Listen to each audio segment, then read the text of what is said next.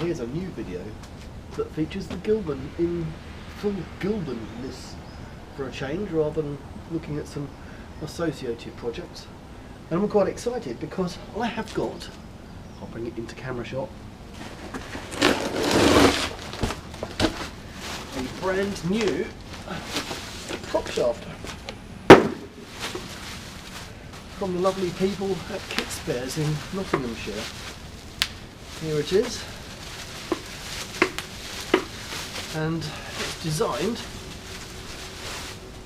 for an RX-8 gearbox going to an MGC back axle. I haven't tried it on yet, but I hope it fits. I'm sure it will. So here it is, nice and shiny. GBS, I guess that's Great British Sport Cars, which is the same thing as Kit Spares. And they did comment to me, actually, isn't it long? Well, is it long? Here's a prop shaft for an MX-5. Here's a prop shaft from an MGB. Compare the three.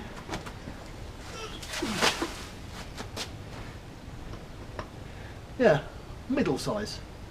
I guess that reflects the business that Kit Spares are in, which is probably 7 replicas and so on.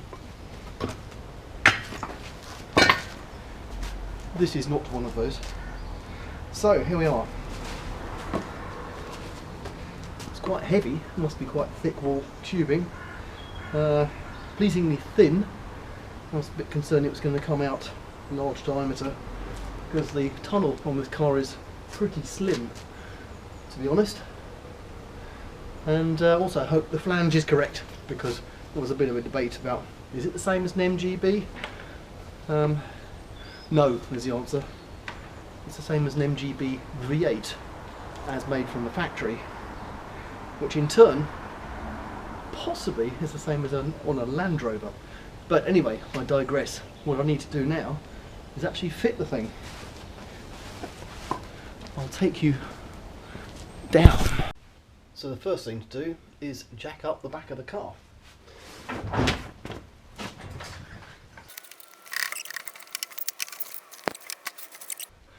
Now, will you be able to see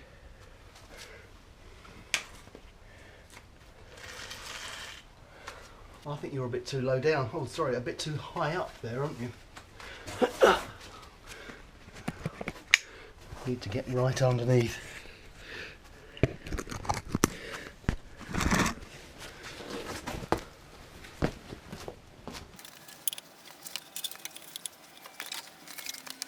Okay, so where was I?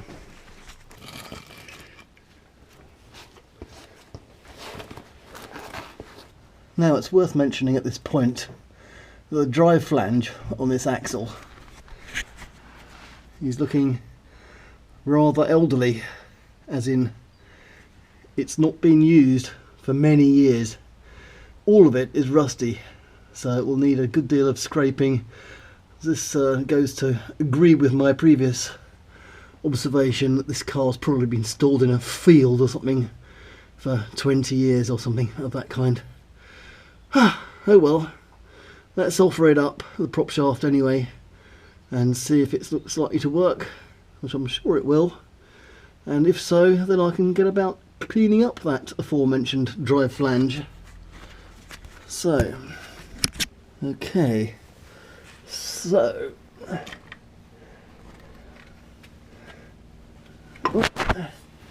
obviously needs to go through here.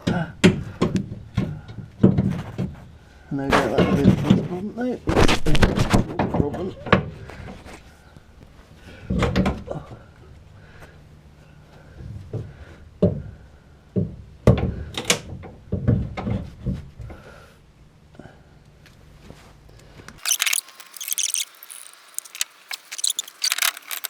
Seems promising, but I can't quite get the angle on it to get the shaft to go into the back of the gearbox because the axle's in the way. What's the best way to solve that one? think it needs to come above the axle, but that's tricky because the axle's in the way. Right, so my problem with this thing is that there's this chassis member going directly under the prop shaft. You can see possibly the back of the gearbox up there. This chassis member just here under the prop shaft, and I need to feed the prop shaft in. Can you see the end of the gearbox? That's where I'm aiming for, but I need to get the prop shaft in. Now I've managed to get the suspension on full droop, which helps, but it still isn't easy. I think I may end up feeding it in from above. Let's see. Right, so I've managed to feed the prop shaft in from the top of the tunnel, which is currently open. So the prop shaft is now lying on top of the back axle, and I'm in a position. You won't be able to see this very well, and I can't get a light to you very easily, but I should be able to insert the input end into the gearbox, I think. Let's see. Well, now that was a bit of a struggle, but I got the gearbox end plugged in, and if I flip you around, you can see the axle end is in position. Right, this is quite hard work because I can't get the car high enough off the ground to get easily in amongst it. I have got the prop shaft into position, so it's the right shape, if you like, but also quite clearly the state of the axle input flange isn't fit to be joined up with, and I'm not sure I've got the right bolts either. So that's a double problem that I'll need to solve. So I need to clean that up and get the right bolts, which I may need to order. But the bottom line is, it's looking very promising, and that's a good thing. How's that? Is that better? So what do we have? We have the prop shaft inserted in the gearbox. It had to come in from above, or I could have taken the back axle off. Yeah, not sure about doing that, and that's all because of this chassis member here that you can't go through, as it were. The state of the axle input flange is kind of disappointing, but it'll require some cleaning up. Bring my light over here. Is that going to cause a bunch of lens flare again? How's that? Yeah, okay, that doesn't look too bad. This is full droop, and it is kind of not quite touching. There may be something to do with adjusting the ride height there, or if necessary I could change this in some respect, but anyway, let's not worry about fine details like that. The point is, does the prop shaft agree with the axle flange?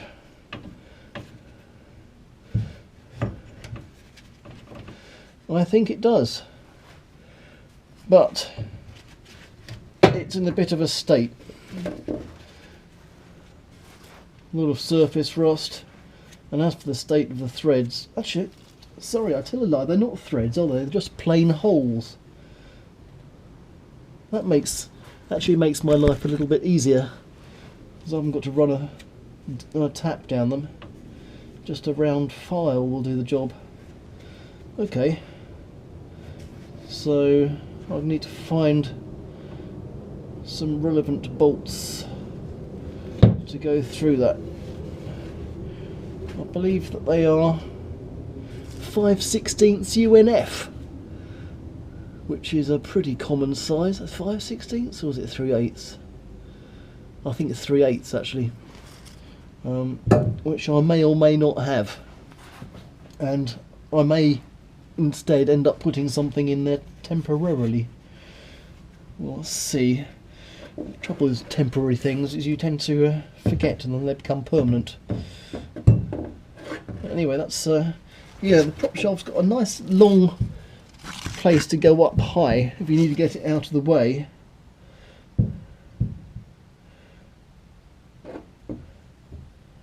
This is full droop, as I've mentioned. Yeah, I think I'm going to just take probably a power file to this thing just to get it smooth and see what I can find in the way of bolts to go in here and bolt the thing together. Right, I've chocked the prop shaft up out of the way with a block of wood, leaving me nice access to the prop flange.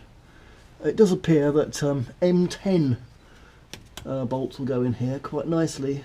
They're not the right ones, so I shall just have to promise to get some of the right ones.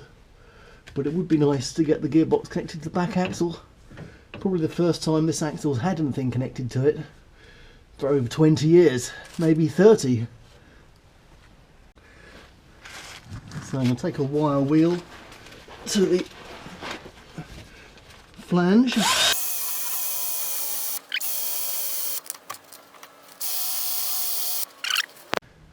Right, well, it appears that these holes aren't just too rusty for the bolt to go in, they're actually slightly too small, and even now I'm unclear as to whether they're threaded.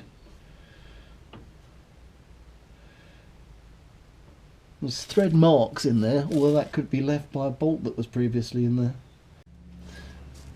No, I think having chased it with a die, with a tap. This is 7/16 UNF, which is just not interested, and the 3/8 UNF went straight through.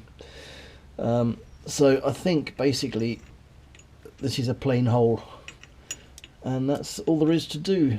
I just need some nuts to go on the back, but I do need something that will go through in the first place as well.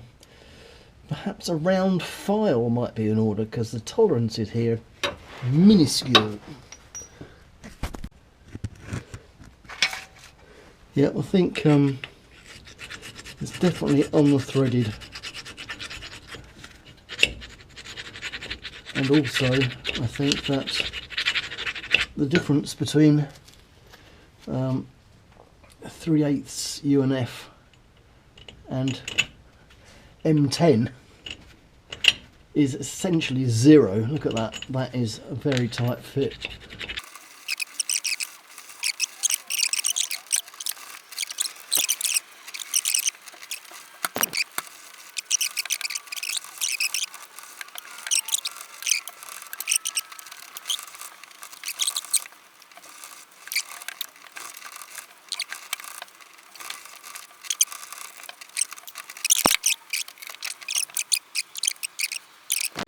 Well, well, well, we have a connected prop shaft.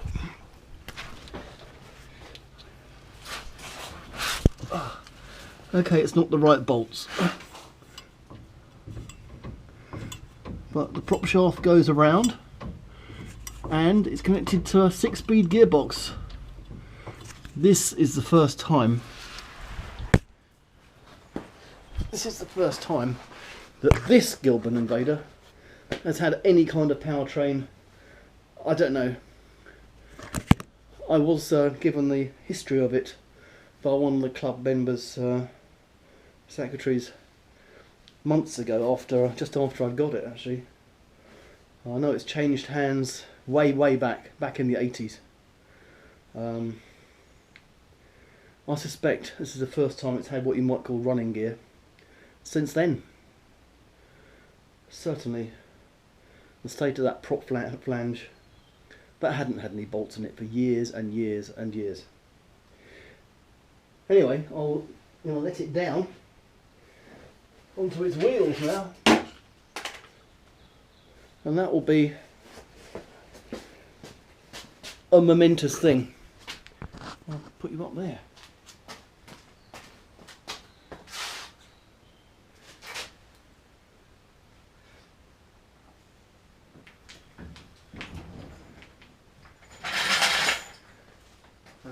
it. Gilbern Invader with a prop shaft, which is going round. Why would that be a surprise? Can you see?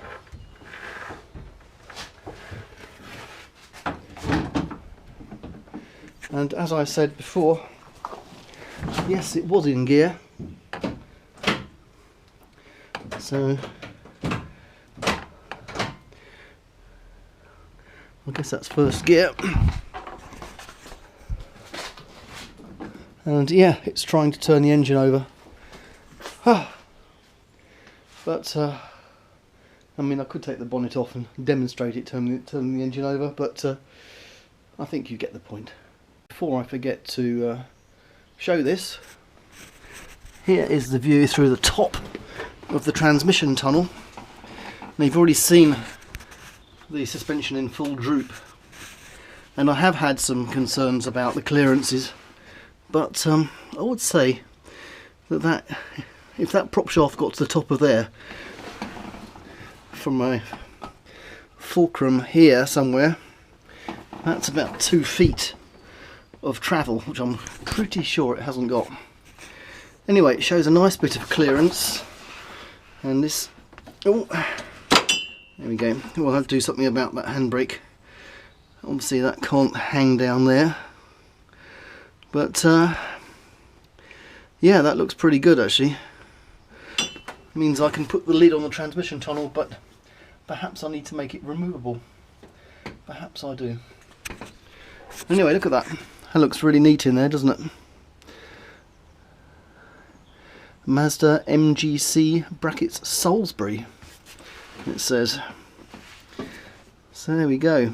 It's indeed a Salisbury axle, and it's related to ones used on Land Rovers MGB V8s obviously, but anyway, a very reputable brand of axle back in the day.